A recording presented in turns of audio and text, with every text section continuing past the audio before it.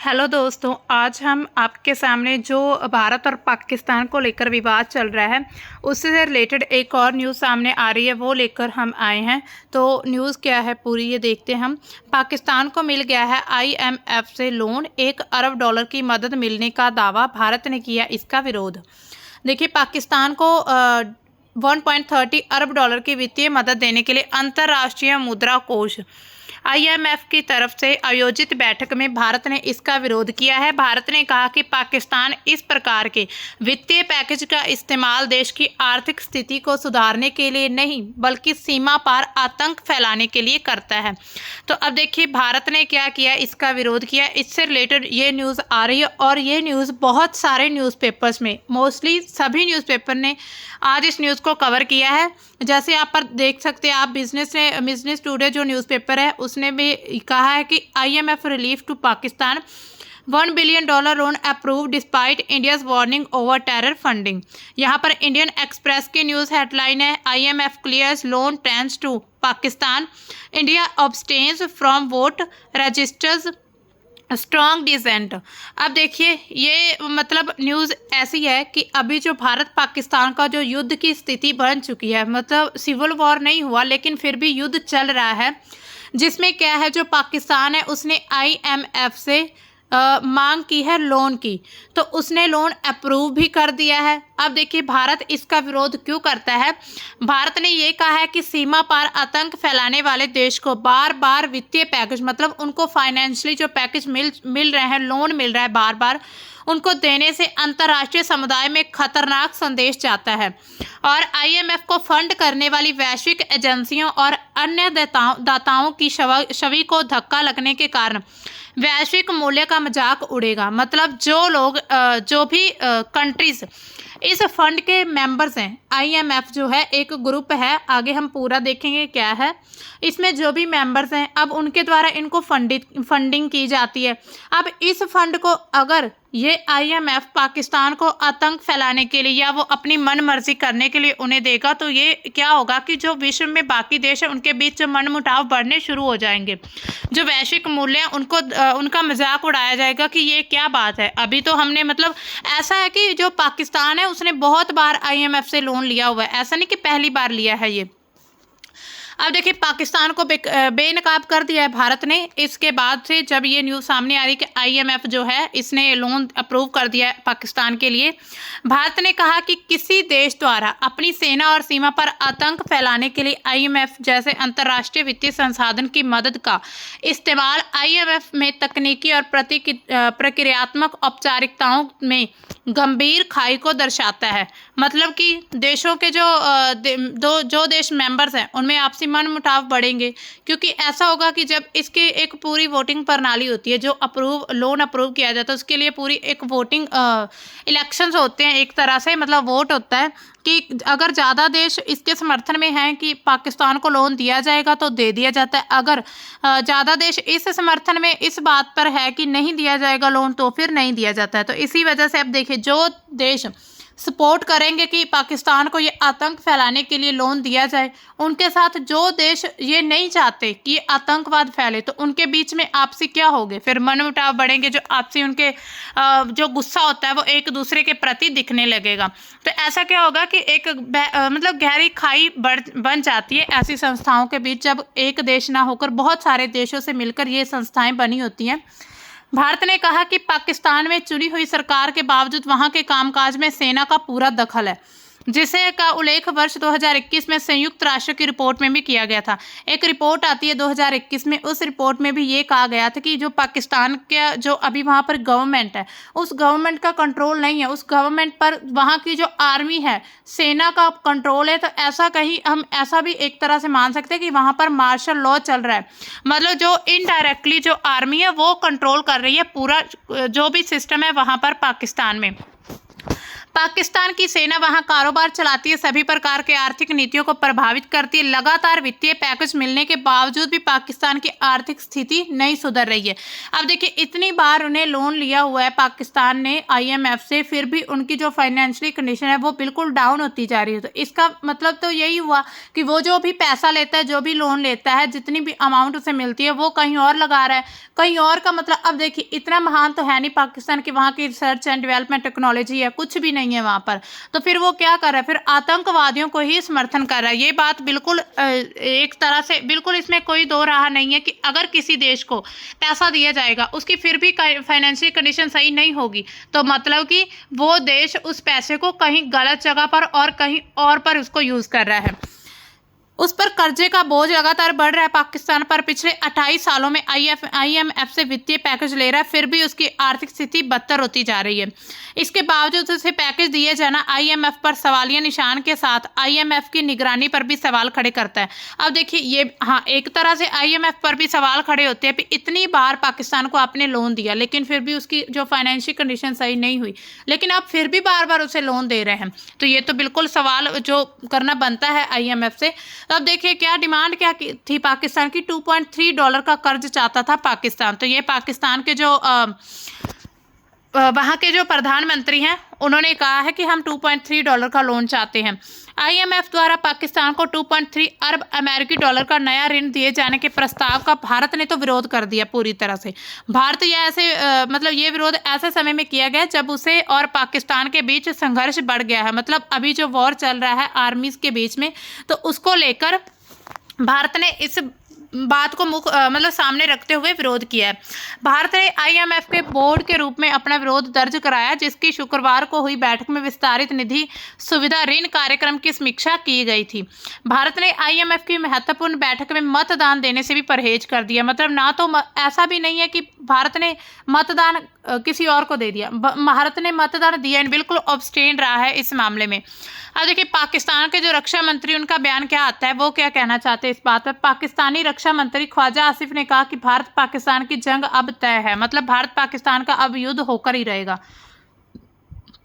उन्होंने एक TV interview में यह भी बताया है कि इसके अलावा कोई और हमारे पास ऑप्शन ही नहीं है। वहीं पर सेना के प्रवक्ता जो हैं अहमद चौधरी ने कहा कि भारत सरकार आतंकियों की फंडिंग में शामिल है। अब देखिए भारत पर ही आरोप लग रहा है। ये तो वही बात है कि उल्टा चोर कोतवाल को डांटे। उन्होंने कहा कि भारत सरकार की जो आतंकियों को फंडिंग कर रहा है, वह बॉर्डर पार टेररिज्म को बढ़ावा दे रही है। भारत कई आतंकी कैंप भी चला रहा है। अब देखिए, जो काम खुद करते हैं वो पूरा जो दोष है मढ़ रहे हैं भारत पर। उन्होंने ये भी कहा है कि अगर भारत को पाकिस्तान की फायरिंग इतनी पसंद है, तो हम आपकी ये ख्वाहिश अपनी पसंद की जगह, समय और तरीके से पूरी करेंगे। तो उन्होंने, अब देखिए ऐसे ऐसे बयान आ रहे हैं, तो इस पर स्वाभाविक सी बात है कि कुछ तो प्रतिक्रिया होगी। अभी IMF क्या है जो ये फंडिंग देता है, इंटरनेशनल मॉनेटरी फंड, इसका पूरा ये फुल फॉर्म है। ये एक अंतर्राष्ट्रीय संगठन है, मतलब इंटरनेशनल लेवल पर, जो कि 1949 में शुरू किया गया था और 1945 में क्या हुआ था, यूनाइटेड नेशंस का उसको स्थापित किया गया था। इसका मुख्य उद्देश्य क्या है कि वैश्विक आर्थिक स्थिरता को बढ़ावा देना, अंतर्राष्ट्रीय व्यापार को प्रोत्साहित करना, सदस्य देशों के आर्थिक संकटों से उबरने में मदद करना।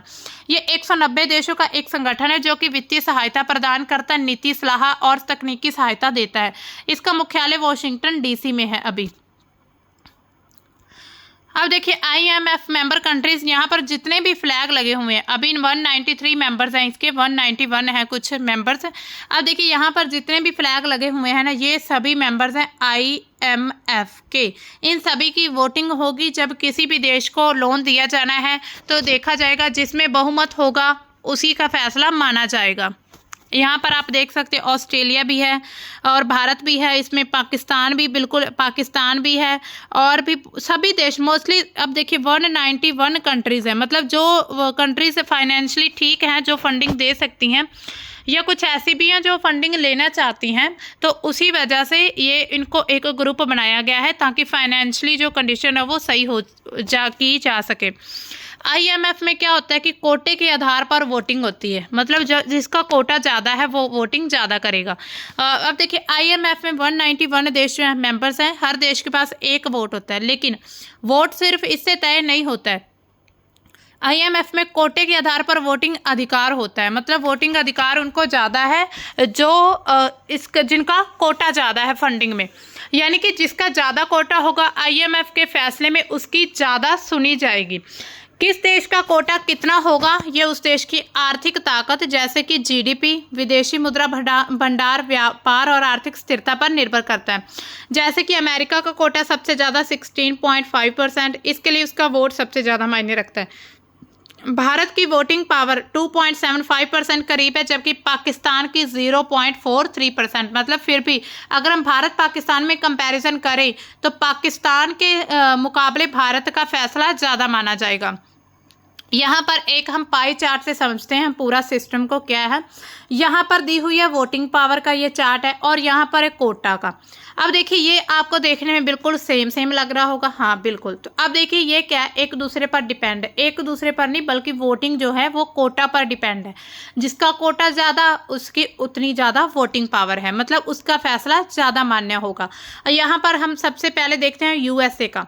ये देखिए ये है, यहाँ पर अगर हम कोटे की बात करें तो 17.4% इसका ये कोटा है, हिस्सा मतलब कि इसमें है। और अगर हम वोटिंग पावर की बात करें तो 16.5% है। अब देखिए बिल्कुल लगभग सेम है, सिर्फ 1% का फ़र्क है, लेकिन फिर भी ज़्यादा फैसला यूएसए का माना जाएगा। इसके बाद आता है जापान, फिर चाइना, जर्मनी, फिर France, UK, Italy, India, Russia और ब्राज़ील। तो ये आप पूरे एक रैंक वाइज आप देख सकते हैं। फर्स्ट पे यूएसए, सेकंड पे जापान, थर्ड पे चाइना, फोर्थ जर्मनी, फिफ्थ पे है फ्रांस, सिक्स पे यूएसए, सेवन्थ पे इटली और एट्थ पे है भारत। आप याद रख सकते हैं 8th नंबर पे है भारत आईएमएफ की रैंकिंग में, और उसके बाद आता है रशिया, फिर आता है ब्राज़ील। तो ऐसे ही अगर मान लीजिए ये दो देश हैं, मान लीजिए अगर ये देश ना वोट करें, है ना, वोटिंग ना करें, तो अब ये जो देश हैं इनको अगर ये एक साइड हो जाए और ये यूएसए एक साइड हो, इट मीन्स फिर जिसका कोटा ज़्यादा बनेगा वो उसका फैसला ज़्यादा मान्य होगा। हम यहाँ पर काउंट करके देख रहे थे ये कितना बनेगा, 6, 12, ठीक है, 12, 17, 21, 25, मतलब कि फिर इन सभी की मानी जाएगी, लेकिन इनमें भी उस देश की बात ज़्यादा मानी जाएगी जिसका कोटा ज़्यादा है। तो आप आई होप आप इस चीज़ को समझ गए होंगे कि जिसका जितना हिस्सा होगा उसकी ज़्यादा मानी जाएगी। ऐसे होता है ना, जिसके पास पैसा ज़्यादा होता है उसकी ज़्यादा, ऐसे माने तब हाँ वो तो बहुत ही ज़्यादा समझदार है और उसको सारा ज्ञान उसी को और उसकी बात माननी है हमें। तो बिल्कुल इसी तरह होता है। आईएमएफ में जो वोटिंग राइट्स हैं वो कैसे मिलते हैं, वोट करने के अधिकार। सबसे पहले बेसिक वोट्स जो होते हैं, हर देश को 250 बेसिक वोट्स मिलते हैं जो सभी देशों के लिए समान है। मतलब 250 बेसिक वोट होते हैं जो वो कर सकते हैं। कोटा आधारित वोट्स कैसे होते हैं, कोटा के आधार पर एक्स्ट्रा वोट्स मिलते हैं। इसके लिए आईएमएफ की स्पेशल करेंसी एसडीआर खरीदनी पड़ती है। 1 लाख एक एसडीआर पर एक वोट मिलता है। मतलब कि कोटा आधारित ऐसा होता है कि एक्स्ट्रा वोट मिलते हैं, अगर जिसका कोटा ज़्यादा है उसको कुछ एक्स्ट्रा वोट मिलेंगे। मतलब कि अभी 250 हैं ये तो सभी देशों को मिल रहे हैं। यहाँ पर समझ लेते हैं, यहाँ पर 250 वोट तो इन सभी देशों को मिल रहे हैं, लेकिन अगर हम ये देखें कि यूएसए का कोटा ज़्यादा है तो इसको मान लीजिए 50 वोट और ज़्यादा मिल गए, मतलब इसके पास कितने हो गए, 300। अब उसी आधार पर इसको 45 वोट ज़्यादा दे दिए तो इसके पास कितने हो गए, 295। इसी तरह से अब इसको 30 वोट ज़्यादा दे दिए तो कितने हो गए, 280, क्योंकि 250 तो पहले वाले हैं ही उनके पास। तो इसी तरह से जो वोटिंग राइट्स मिलते हैं। और अगर किसी ने स्पेशल वो करेंसी, मतलब क्या होता है, इसके लिए स्पेशल करेंसी होती है आईएमएफ की, उन्होंने लॉन्च की हुई है एसडीआर, उसको ख़रीदना पड़ेगा, उसके बाद ही स्पेशल वोट्स मिलेंगे। एक्स्ट्रा वोट्स, बेसिक वोट्स और कोटा आधारित वोट्स को मिलाकर ही कुल वोट्स मिलते हैं। अब देखिए एसडीआर क्या है। जो एसडीआर करेंसी है वो है स्पेशल ड्राइंग राइट्स होते हैं, विशेष आहरण अधिकार। ये आईएमएफ का बनाया गया एक अंतर्राष्ट्रीय रिजर्व एसेट है। इसे आईएमएफ के अंतर्राष्ट्रीय नकदी या ग्लोबल करेंसी यूनिट भी कहा जाता है। इसे वित्तीय लेन देन के लिए इस्तेमाल किया जाता है। हालांकि ये असली करेंसी नहीं होती, ये असली करेंसी नहीं होती है। एक तरह से जैसे होता है ना कार्ड टाइप, कुछ टोकन टाइप बन जाता है, वैसा ही होता है, ये टोकन की तरह काम करता है। एसटीआर की कीमत कितनी है? 5 बड़ी अंतर्राष्ट्रीय करेंसी पर आधारित होती है। मतलब एक एसटीआर की कीमत कितनी होगी, इस पर भी जो 5 बड़े देश हैं उनकी करेंसी पर ये चीज़ डिपेंड करेगी। सबसे पहले हम आता है अमेरिकी डॉलर, यूएस डॉलर।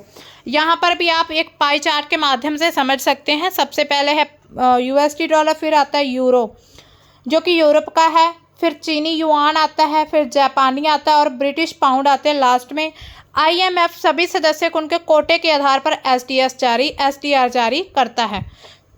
यहाँ पर देखिए यूएस डॉलर का कोटा मतलब सबसे ज़्यादा है, इसके बाद यूरो आता है, फिर आता है चीन, फिर आता है जापान, उसके बाद क्या आता है ब्रिटिश पाउंड। तो ये ऐसे ही आपको सीक्वेंस में ही इसको याद रखना है। अब आगे देखिए, यहाँ पर अगर हम फिर से बात करें करेंसी बास्केट की, तो देखिए यूएस का जो प्रीवियस है ब्लू कलर का दिखाया और जो ऑरेंज कलर का वो लेटेस्ट है। परसेंटेज में है ये 43% डॉलर इसके हैं, उसके यूरो के 29%, युआन के 12%, येन के 7% और पाउंड की 7%। ये वैल्यूज़ दी हुई हैं। अब देखिए अमेरिकी वोट के बिना कोई फैसला नहीं लिया जाएगा। इसमें क्या होता है, आईएमएफ में अमेरिका के पास सबसे ज़्यादा वोटिंग राइट्स हैं। अगर हम अमेरिका का हम यहाँ पर देखें तो उसके पास ज़्यादा वोटिंग राइट्स हैं। कोई फैसला लेने के लिए 85% तक की वोट की ज़रूरत होती है। मतलब जिस भी फैसले को अप्रूव करना है 85% चाहिए। ऐसे में अगर अमेरिका वोट ना करे तो बहुमत ना मिलने की स्थिति में कोई फैसला पारित नहीं किया जाएगा।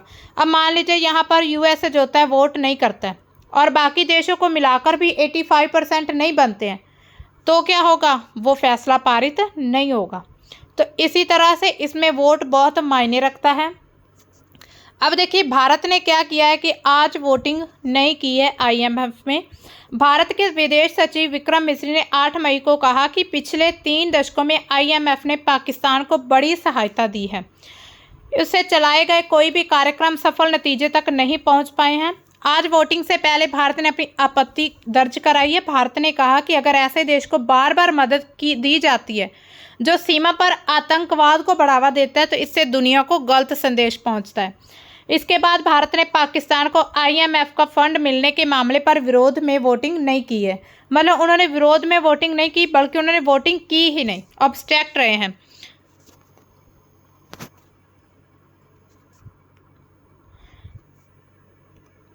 तो आगे देखिए, इसके बाद भारत ने पाकिस्तान को आईएमएफ का फंड ना मिलने पर विरोध में वोटिंग नहीं की। बाकी देशों के वोट की मदद से पाकिस्तान को ये फंड अप्रूव हो चुका है। मतलब अब देखिए भारत ने तो इसमें वोटिंग नहीं की। अगर हम भारत का फिर भी हम देखें कि इसको राइट कितना, तो ये सिर्फ 2% इसका राइट था। इट मीन्स बाकी सभी देशों को मिलाकर 85% हो गए होंगे वोटिंग। इसी वजह से ये जो लोन है वो अप्रूव हो चुका है। तो अगर हम इसमें एक चीज़ और देखें कि हो सकता है कि अमेरिका ने वोट किया हो, उसके वोट से भी है ना, ऐसी चीज़ आ सकती है ना कि अमेरिका की वोटिंग राइट्स बहुत ज़्यादा है, 85%। मान लीजिए कुछ कंट्रीज नहीं भी वोट करती है। चाइना ने तो पक्का वोट की होगी, ये तो आप मानते हैं ना, चाइना ने, और भी जो देश है उन्होंने भी कुछ वोट की होगी। लेकिन जो अमेरिका जो कह रहा है कि हम किसी एक की साइड नहीं हैं, हम न्यूट्रल हैं, तो अभी हो सकता है कि अमेरिका ने भी वोटिंग की हो तभी अप्रूव हुआ लोन, कुछ भी हो सकता है, हम कह नहीं सकते हैं। इसके बाद और भी अपडेट्स आएंगे, उसको लेकर हम आपके सामने आएंगे, लेकिन अभी फ़िलहाल इसको करते हैं। आईएमएफ पर निर्भर जो पाकिस्तान की अर्थव्यवस्था पूरी तरह से आईएमएफ पर डिपेंड हो चुकी है, क्योंकि आपको पता है पाकिस्तान बिल्कुल कंगाल हो चुका है। इस समय पर कंगाली से जूझ रहा पाकिस्तान की अर्थव्यवस्था आईएमएफ सहायता पर बुरी तरह से निर्भर है।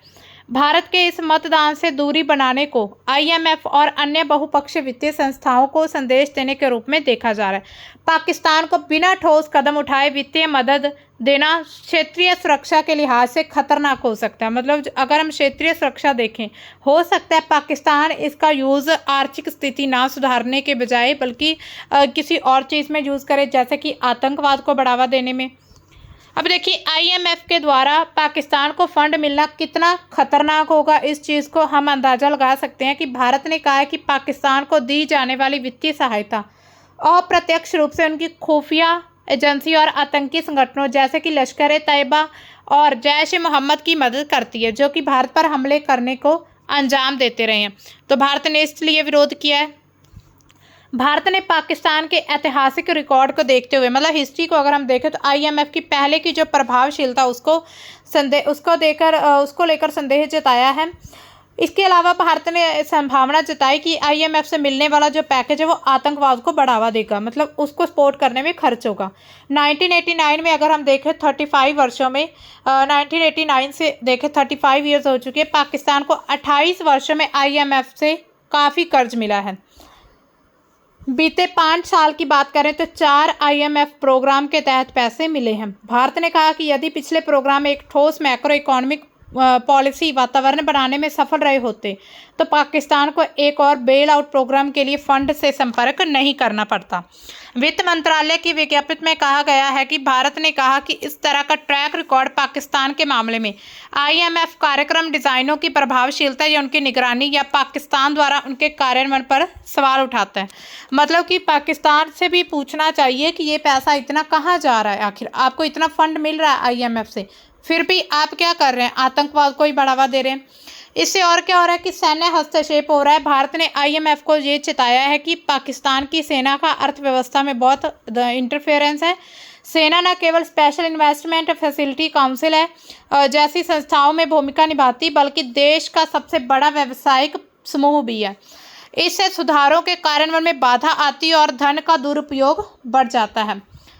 सैन्य प्रभाव के कारण जोखिम का स्तर भी बढ़ रहा है। आईएमएफ के धन का उपयोग गैर आर्थिक उद्देश्यों, सैन्य खर्चों, भ्रष्टाचार के लिए हो सकता है। ट्रांसपेरेंसी इंटरनेशनल के अनुसार पाकिस्तान दुनिया के सबसे भ्रष्ट देशों में से शामिल है और 2018 में इसकी रैंकिंग और भी खराब हुई है। तब देखिए, अगर हम कुछ ऐसे आंकड़े निकालें जैसे कि जो भ्रष्ट